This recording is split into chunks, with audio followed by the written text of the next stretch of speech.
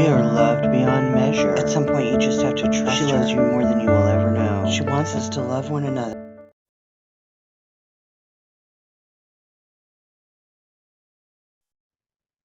Good morning and welcome to another episode of Priestess at the Altar.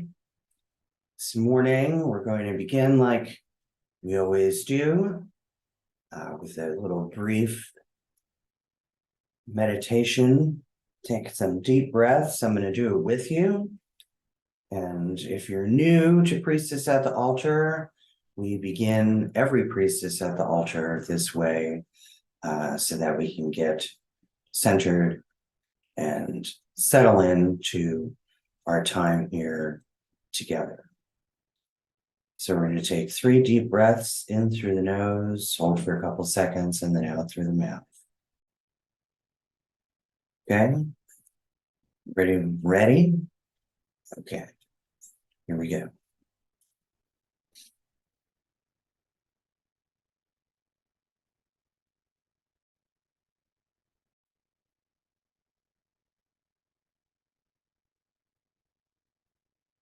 Let's do that again.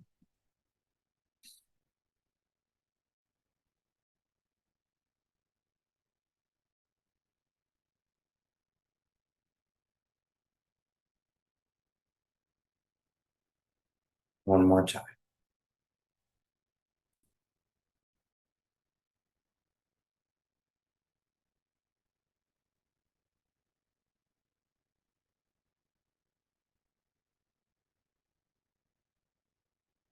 And now we're really here, centered in our bodies, centered in our breaths. So now I'll say again, welcome to another episode of Priestess at the Altar. My name is Kelly. I am your priestess and the director of the Church of the Goddess. If you're new here, welcome. I hope you find meaning and inspiration in Priestess at the Altar, because that's what it's all about, and some connectivity for goddess worshipers to come together. Here is our opening prayer that we also do at the beginning of every Priestess at the Altar episode. Now that we're all breathing together, being together, because it is our love and our passion and our faith that brings us here, where we can spend just a little time to commune, to be still, to feel that life force of human connection, which also connects us to her. Just imagine for a moment a silver thread that connects everyone watching this video now, later today, later this week, at different times, in different places, all over the world. Excuse me. For we have been drawn together in the light and the peace and the love of the goddess. And together, we all say, Amen Dea.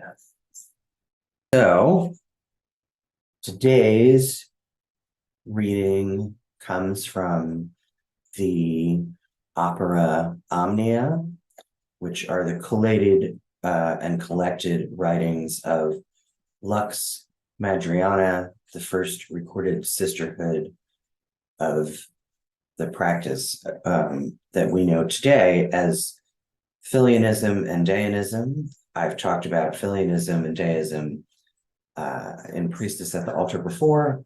If you would like to know more about Filianism and Deism, please visit mother-god.com.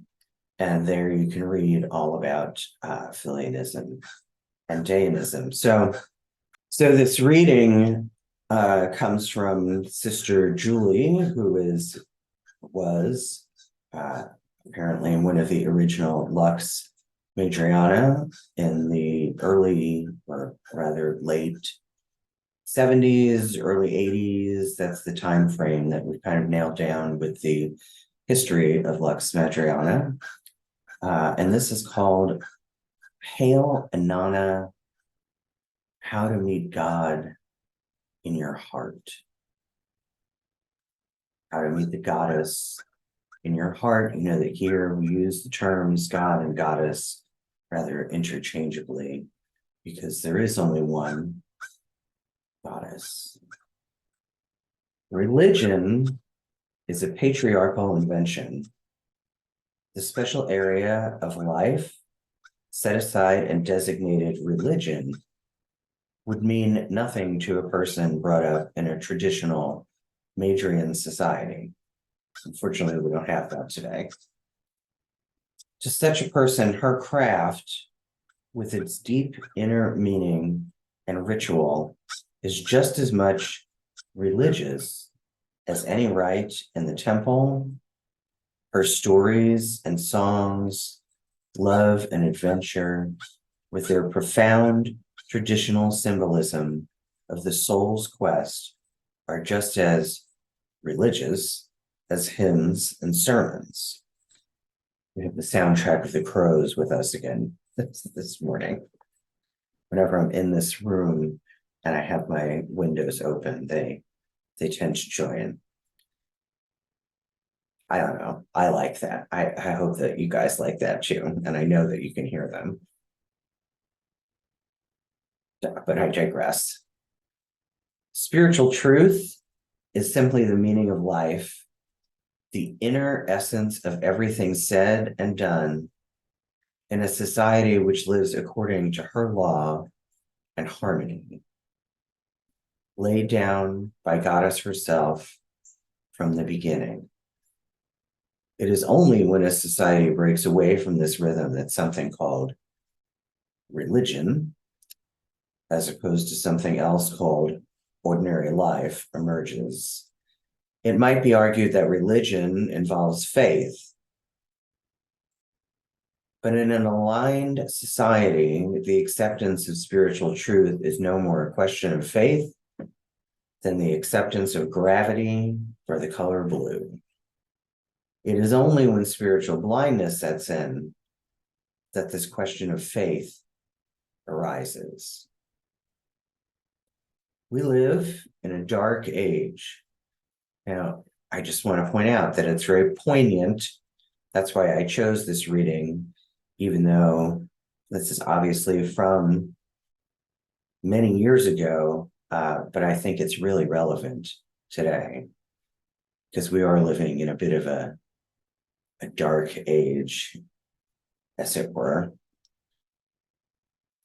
We live in a dark age. Our eyes are darkened by the blindness of the darkening world.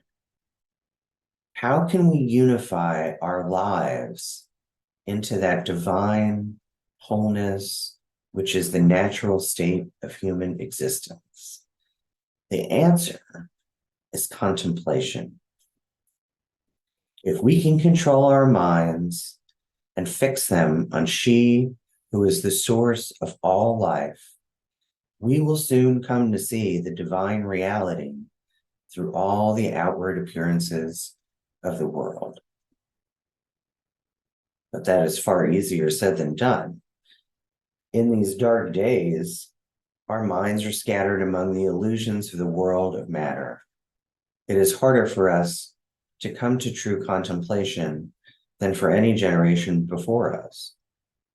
That is not only because of the noise and scurry of the modern world, nor the false attitudes of fool's perspective conditioning into the mind, although these things do make it worse. Even people like myself brought up in traditional matriarchal communities, largely cut off from these things, find it difficult. Can you imagine having been brought up this way? I hope that now is the time when those of you who have children are bringing them up this way. And I've read and heard from some women that is exactly what they are doing. They are teaching their children about the goddess from a very young age. The truth is that the very psychic substance of the world is becoming at once denser and more fragmented, like the heavier than lead elements, as the dark age draws to its conclusion. So what can we do? Most certainly, Inanna has not deserted us. She has given us a method suited to the conditions of the dark age by which we may come to her. A method simple and yet wonderfully effective. It consists in the repeated invocation of her name. Normally, our minds are a jumble of stray thoughts, half thoughts, and impressions, but the divine name descends through them like a pillar of light, organizing the entire soul about the reality which it represents. One may simply repeat the name Inanna, Inanna, or a longer phrase such as Hail Inanna, Princess of Heaven, Mistress and Queen of my heart. I love that, Mistress and Queen of my heart. But most usual is the simple repetition of Hail Inanna to a rhythmic chant, preferably to one of the traditional chant rhythms, but it can be to any rhythm that comes naturally. Many people suppose that the continual repetition of the same words must be a useless exercise, but they do not understand the power of the name. For the name, Inanna, is identical with Inanna herself. She is, so to speak, incarnate in her name. To meditate not with any rational thought, but simply to fix our minds upon the sound of her name will slowly bring us to know her. When a devotee repeats the name constantly in every spare moment, when the mind is not otherwise occupied, the repetition becomes automatic. It continues in waking and in sleeping. Even when she is thinking of something else, chant continues on as a background. Such a devotee comes truly to live with Inanna, to know her as a personal friend and companion. In danger, distress, or pain, when normal concentration is impossible, we can always chant the name and hold fast to Inanna. We can chant alone or together in groups, using the many beautiful chant rhythms that the tradition has given us. It may be accompanied with drums or other instruments. The important thing is always to listen closely to the sound of the words, for Inanna's name is identical with Inanna herself. This is the method by which she has chosen to give herself to us in the dark age. Our minds will wander, but the sound will always pull us back again after a little while. Inanna knows our weaknesses. She wants to help us by giving us a method that is easy for us. Chant is a rhythm, just as all life is a rhythm. The seasons, the moon, the day and night, the sacred rhythms of agriculture and of all the sacred crafts. Sometimes I have walked through the countryside chanting silently or just above my breath, and have seen through the beauty of the trees, the flowers, the clouds, the sky, into the beauty of she who creates and sustains them. She walks with me in the sound of her name, showing me the inner essence of her world. And when we, among those things which are against nature, the disharmonious artificialities of the modern world, oriented solely toward material ends and made by modern industry, which is the diabolical parody of true craft, then the name turning within us becomes a fortress and a gentle haven, protecting us from the assaults of Arcala, I don't know what that is, and the metallic laughter of her chaotic world. That must be in the Filianist, Dayanist mythology. Sorry, I don't know what that is. I'll have to go look it up. When a person chants regularly and the chant becomes a part of her life, she will begin to notice subtle changes taking place in herself. She will become calmer and quieter, more able to concentrate, more cheerful, and above all, more compassionate and tender towards all creatures, human or otherwise. Inanna is the friend of all creatures. And as we become her friend, so we too begin to feel her divine serenity and compassion. A maid that I know once told, that's what they called themselves, they called them maids. A maid that I know once told me that if she does not chant either inwardly or outwardly for even a few hours, she feels lost and lonely. Inanna is her dearest friend, and without her, she is unhappy. Yet her love for her friends and relatives and all the members of her community on this earth has grown deeper and stronger than ever. This is what we should expect, for Inanna is the friend of friends, and all true love flows directly from her. And chanting her name, we are taking the hand of the love that she has offered to the world in the dark age. So, I guess what I want to say about this is, first of all, at the end of the episode, we're going to do this. We're going to do this chant. And then I want to know from you in the comments, right? You can, if you could leave comments, come back to this episode and leave comments on YouTube and tell me if this chant awoke something in you, if it made you remember something in you, and if it's working for you. So that is my request as your priestess, is for you to come back to this episode and leave comments and let me know if this chant is working for you. So first, I just want to say, Inanna is, as we know, one of many, many names for the goddess.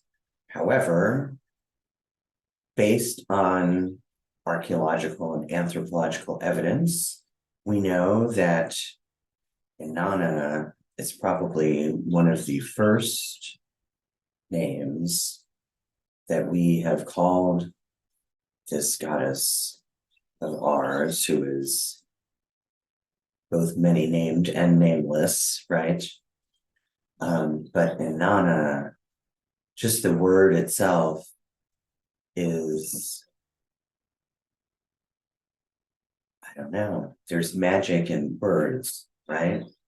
We know that there's magic in words, and chanting, I have to say for myself, I mean, I spend a lot of time in meditation but chanting is not a tool in my toolbox that I use frequently, and feel like after doing this episode that I probably should.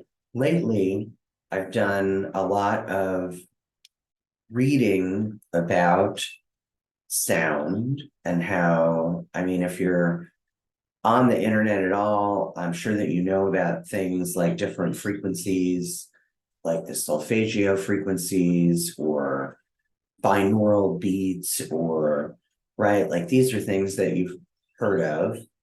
And they've done all these scientific studies that sound really does change our brains. It creates new neural pathways. So based on that, it would only it only stands to reason that chanting has the same effect. And just as Sister Julie described, the more we chant, the more it becomes a background soundtrack to our lives. And it is rhythmic, right? Especially this particular name, Inanna. It is rhythmic. Try and use this chant and see where it gets you. And I am going to do the same thing.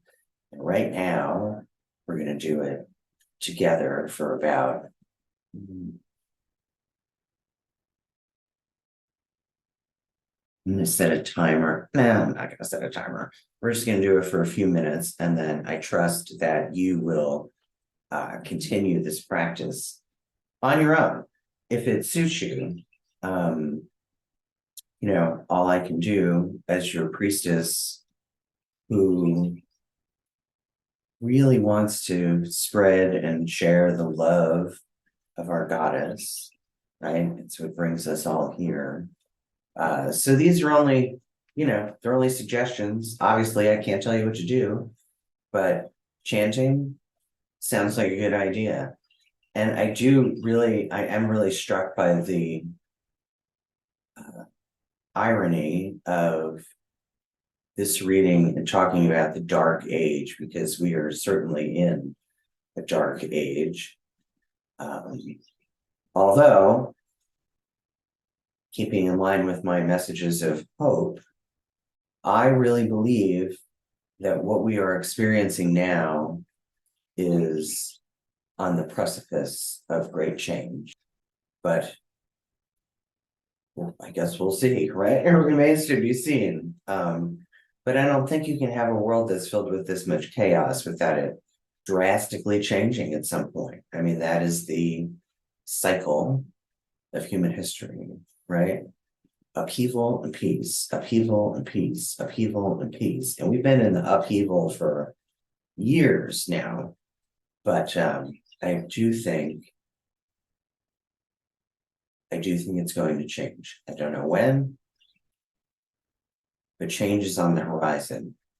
And just as that kind of global change is on the horizon, I also really believe, and I've talked about this on this channel before, I really believe that part of the shift and the change that is coming is a return to goddess worship. And that's why we're here. That's why we have the Church of the Goddess. So we have a place to come together and worship her. But I think that is going to be more and more normalized as we move forward. And that, I don't know about you, but that's very exciting to me. I think that, she is here. She is so here. Feel that, right? That she is so present in what's happening in the world now because she knows that we need her now. So with that,